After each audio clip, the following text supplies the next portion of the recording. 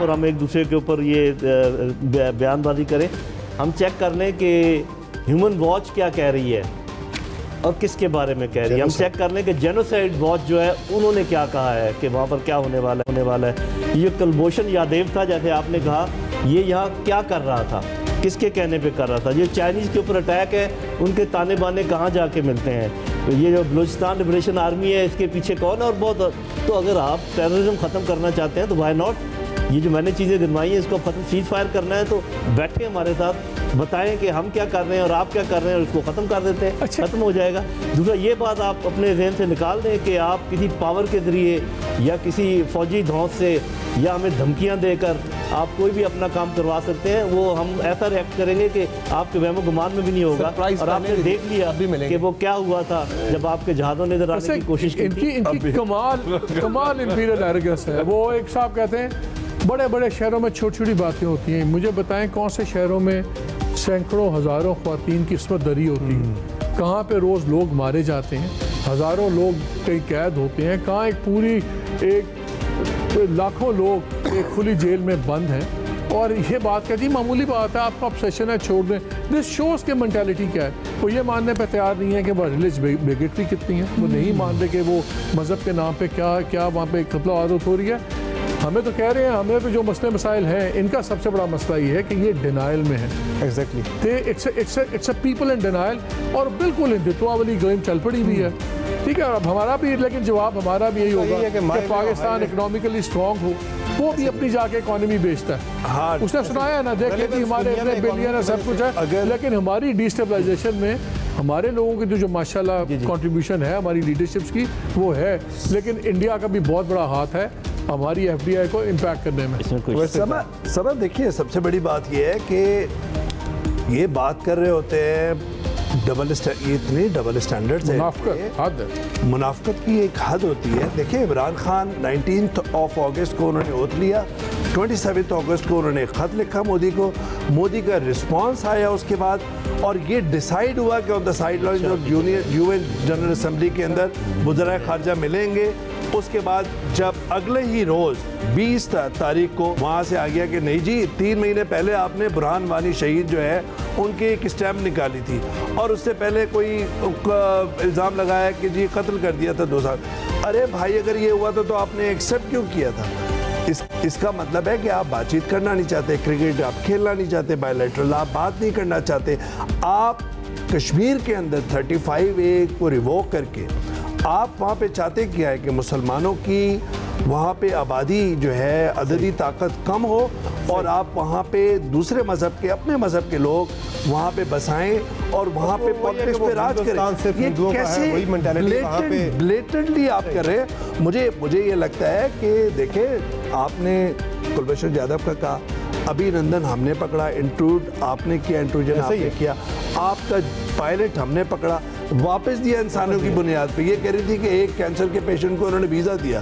अरे खुदा का खौफ करे भाई, आप हमारी इकॉनमी को देखना छोड़ दें। हमारे तो जो प्रॉब्लम्स हैं, लेकिन जो इस वक्त दुनिया देख रही है कि हिंदू राष्ट्रीय आप कायम करना चाह रहे हैं, हिंदू किंगडम।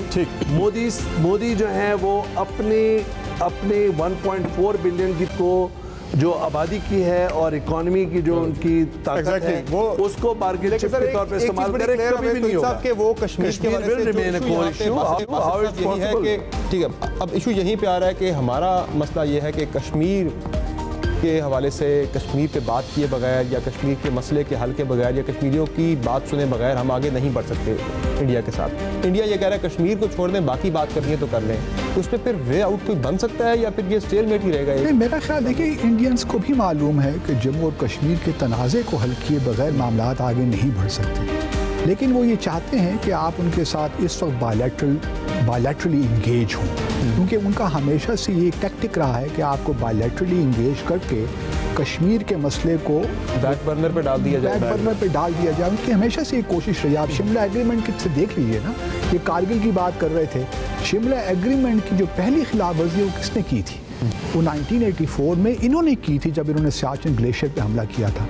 मैं कारगिल को उसी कॉन्टेक्स्ट में देखता हूँ। अगर ये सियाचिन, अगर ये 1984 पे सियाचिन पे कब्जा ना करते तो कारगिल भी ना होता। ऐसे ही है बिल्कुल। और ये सारा बुनियादी शख्साना वही है। अगर आप पाकिस्तान में देख रहा हूँ कुछ लोग यहाँ पे सब चाहते हैं कि बायलैटरल इंगेजमेंट शुरू हो जाए, मैं आपको यकीन दिलाता हूँ कि उस बायलैटरल इंगेजमेंट से जहाँ तक कश्मीर का ताल्लुक कुछ नहीं निकलना, क्योंकि इन्होंने बायलैटरल इंगेजमेंट को यूज़ किया है पाकिस्तान की कश्मीर पॉलिसी को कमज़ोर करने में। क्योंकि हमें थोड़ा बहुत अब समझदारी का मुजाहरा करना चाहिए। हमारी पोजीशन अब ये होनी चाहिए कि जब तक कश्मीर का मामला अप फ्रंट हल नहीं होता, बाकी चीज़ें पेरिफेरल हैं मेरे हिसाब से।